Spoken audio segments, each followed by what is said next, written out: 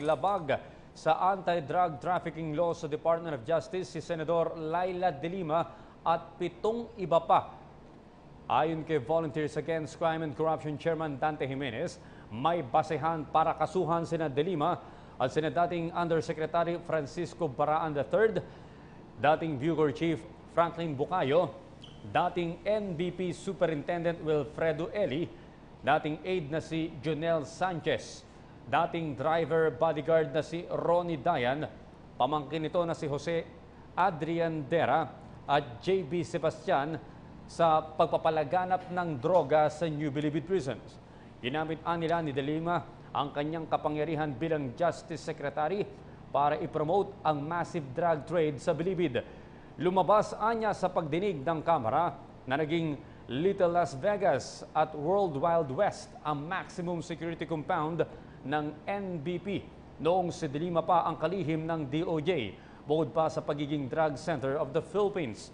Naniniwala naman si Jimenez na may motibo si De Lima para masangkot sa illegal drug trade dahil sa ambisyon nito na maging senador noong pang taong 2013. Sa iba pang balita, tumaas ng 79% ang foreign direct investments o FDI na bumuhos sa Pilipinas sa unang 7 buwan ngayong taon. Ayon sa Bangko Sentral ng Pilipinas, umakyat sa $4.69 billion ang FDI mula Enero hanggang Hulyo, na mas mataas ng $2.07 billion kumpara sa $2.62 billion na naitala sa kaparehong panahon noong 2015. Ang paglobo ng FDI ay maaari umanong dulot ng positibong pananaw ng mga negosyante sa ekonomiya ng Pilipinas.